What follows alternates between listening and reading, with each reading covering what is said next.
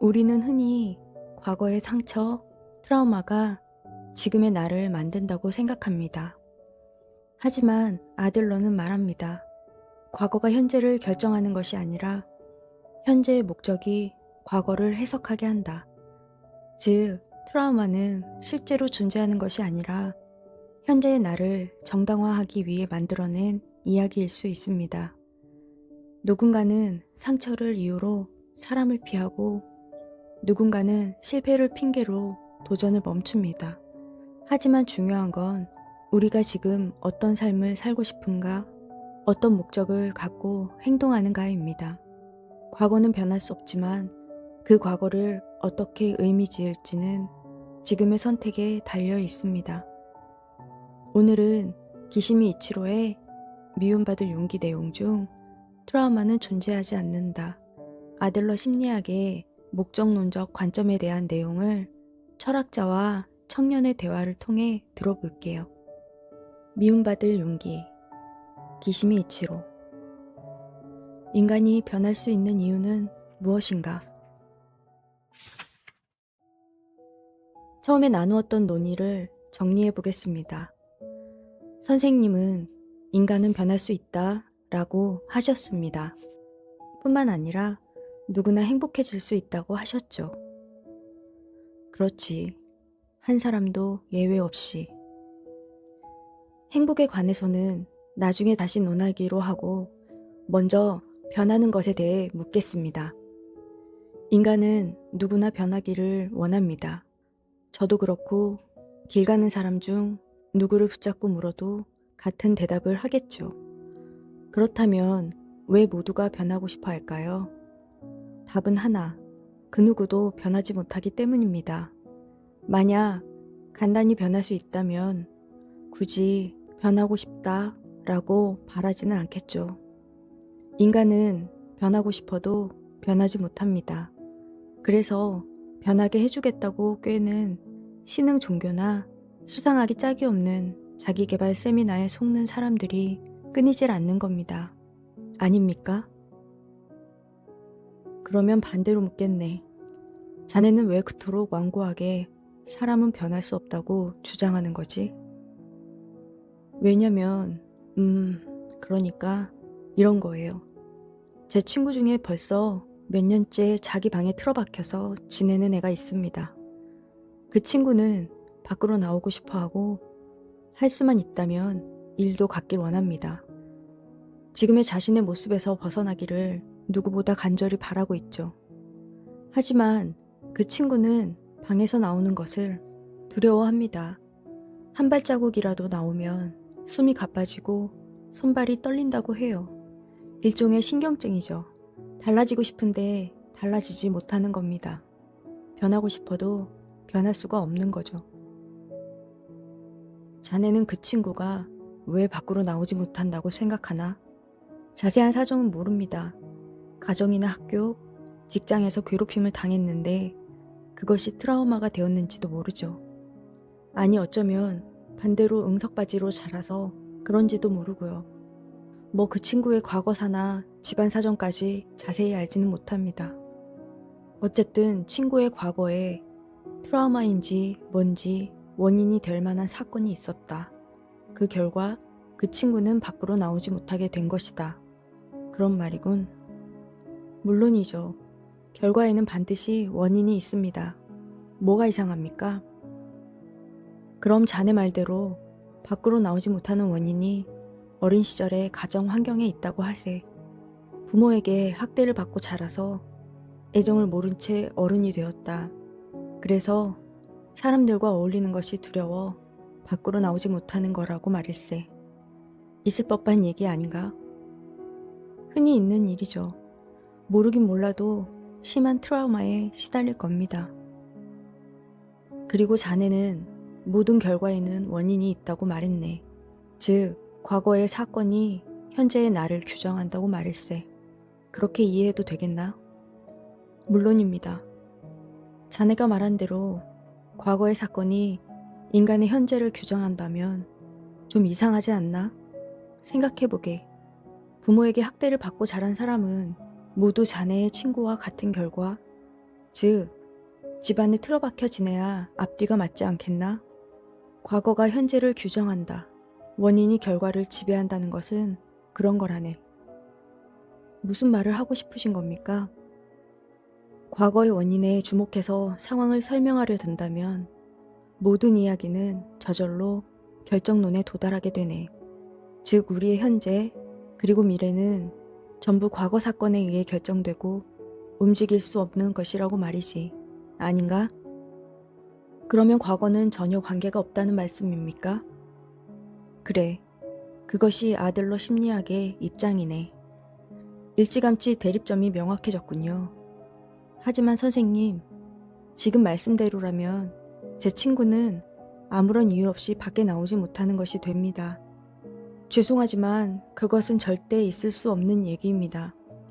그 친구가 집안에 틀어박히게 된 배경에는 어떤 이유가 있습니다. 그렇지 않으면 설명이 안 된다고요. 그렇지. 분명히 설명이 안 되지. 그래서 아들러 심리학에서는 과거의 원인이 아니라 현재의 목적을 본다네. 현재의 목적이라고요? 그 친구는 불안해서 밖으로 나오지 못하는 것이 아닐세. 거꾸로 밖으로 나오지 못하니까 불안한 감정을 지어내는 것이라 생각하네. 다시 말해, 그 친구에게는 바깥에 나갈 수 없다라는 목적이 먼저고 그 목적을 달성하는 수단으로 불안과 공포 같은 감정을 지어내는 것이 아들러 심리학에서는 이것을 목적론이라고 한다네. 그런 농담이 어딨습니까? 불안과 공포를 지어내다뇨. 그러니까 선생님은 제 친구가 꾀병을 부린다는 말씀입니까? 꾀병이 아닐세. 그 친구가 그 순간에 느끼는 불안과 공포는 진짜니까. 경우에 따라서는 머리가 쪼개지는 것 같은 두통을 겪거나 심한 복통에 시달리기도 하지. 하지만 그런 증상도 마찬가지로 밖으로 나가지 않겠다는 목적을 달성하기 위해 지어낸 거라네. 말도 안 됩니다. 그런 터무니없는 주장을 저더러 믿으란 겁니까? 혼동하지 말게. 원인론과 목적론은 다르네. 자네는 모든 것을 원인론에 근거하여 말하고 있어. 그것을 맹신하면서 사는 한 우리는 한 발자국도 앞으로 나갈 수 없다네. 트라우마란 존재하지 않는다. 그렇게까지 자신 있게 말씀하시니 설명을 더 자세히 듣고 싶습니다. 대체 원인론과 목적론의 차이는 무엇입니까? 가령 자네가 감기로 심한 열이 나서 의사에게 진찰을 받았다고 하지. 의사는 환자분이 감기에 걸린 것은 어제 옷을 얇게 입고 나갔기 때문입니다. 하고 진단을 내렸네. 그렇다면 자네는 그것으로 만족할 수 있겠나? 그럴 리가요. 옷을 얇게 입어서 감기에 걸렸든 비를 맞아서 감기에 걸렸든 그런 건 아무래도 상관없습니다. 문제는 지금 고열에 시달리고 있다는 사실과 증상입니다. 의사라면 약을 처방하든 주사를 놓든 뭔가 전문적인 처치를 하고 치료를 해야죠. 그런데 원인론에 입각한 사람들, 이를테면 일반적인 카운슬러나 정신과 의사는 그저 당신이 괴로움에 시달리는 것은 과거의 그 일의 원인이 있다 라고 지적할 뿐이야. 나아가 그러니 당신에게는 잘못이 없다 라고 위로하는 걸로 그치지.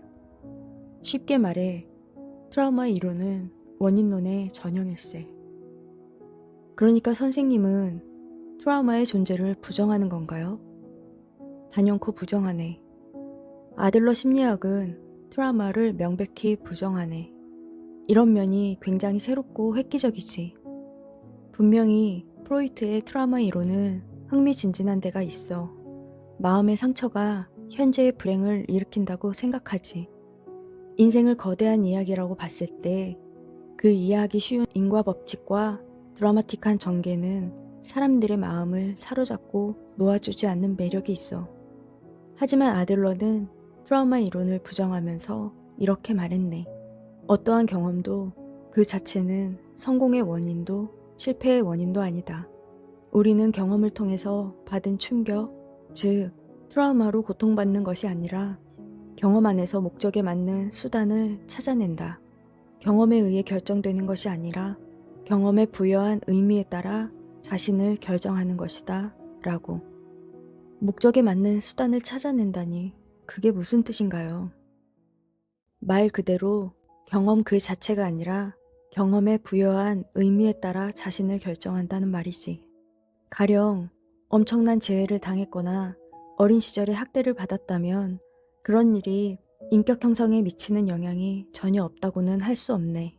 분명히 영향이 남을 테지. 하지만 중요한 것은 그런 일이 무언가를 결정하지는 않는다는 점이야. 우리는 과거의 경험에 어떤 의미를 부여하는가에 따라 자신의 삶을 결정한다네. 인생이란 누군가가 정해주는 것이 아니라 스스로 선택하는 걸세. 어떻게 사는가도 자기 자신이 선택하는 것이고. 그러면 선생님은 제 친구가 좋아서 자기 방에 틀어박혀 있다는 겁니까? 스스로 틀어박혀 지내는 것을 선택했다고요? 농담하지 마세요. 스스로 선택한 것이 아니라 선택할 수밖에 없는 상황에 놓였던 겁니다. 아니지. 가령 그 친구가 나는 부모에게 학대받아서 사회에 적응하지 못하는 것이다 라고 생각한다면 그것은 그의 마음속에서 그렇게 생각하고 싶은 목적이 있기 때문이라네. 어떤 목적이요? 가장 근접한 것으로는 밖으로 나가지 않겠다는 목적이지. 밖에 나가지 않으려고 불안이나 공포를 만들어낸 걸세. 왜 밖에 나가고 싶지 않은 걸까요? 문제는 그거라고요. 자, 자네가 부모라고 가정해 보세나. 만약 자네 아이가 방에 틀어박혀 나오지 않는다면 자네는 어떨 것 같나? 그야 물론 걱정하겠죠. 어떻게 해야 사회에 복귀시킬 수 있을까? 어떻게 하면 활기찬 모습을 되찾을 수 있을까? 진지하게 고민하고 아이가 사회에 복귀할 수 있게끔 온갖 노력을 다할 겁니다. 문제는 그 점이라네. 밖에 나가지 않고 내내 방 안에 틀어박혀 있으면 부모가 걱정을 해주지. 부모의 관심을 한 몸에 받을 수 있네. 마치 상처난 부위를 어루만지듯 조심스럽게 대해주지. 하지만 집에서 한 발자국이라도 나가면 아무도 주목하지 않는 그 외 다수가 돼. 모르는 사람들에 둘러싸여 눈에 띄지 않는 나, 남보다 못한 나가 되는 거지. 그리고 아무도 나를 귀하게 대해주지 않아. 이런 일들은 집에 틀어박혀 지내는 사람에게 자주 발생하네. 그럼 선생님의 논리에 따르면 제 친구는 목적을 성취했고 현재 상태에 만족하고 있다는 건가요? 그야 불만도 있을 테고 행복하지는 않겠지. 하지만 그가 목적에 따라 행동하고 있는 것만은 분명하네. 그 친구에게만 해당되는 것이 아니라 우리는 모두 어떠한 목적을 따라 살고 있네. 그것이 목적론이지. 아니, 도저히 납득할 수 없습니다. 뭐 이대로 친구에 관해 계속 얘기해봤자 대화는 평행선을 달릴 걸세. 당사자가 없는 상황에서 우리가 왈가왈부 해봤자 소용없지. 그러면 이런 경우는 어떻습니까? 마침 제가 어제 겪었던 일인데요. 그래, 말해보게. 낭독 이후의 내용이 궁금하시다면 책을 한번 읽어보시기를 추천드립니다. 특히 과거의 트라우마로 인해 현재 너무 큰 어려움을 겪고 계시다면 이 책을 읽어보시는 걸 매우 추천합니다. 저도 이 내용을 통해서 내가 트라우마라고 생각하고 피했던 것들이 사실은 내가 그것을 회피하고 싶어서 트라우마를 이용했구나 라는 깨달음이 있었습니다. 저와 같은 경험을 하고 계시는 분들이 이 책을 통해 어둠 속에서 밝은 곳으로 나올 수 있는 계기가 되었으면 좋겠습니다. 따뜻한 위로가 필요한 밤, 산책방.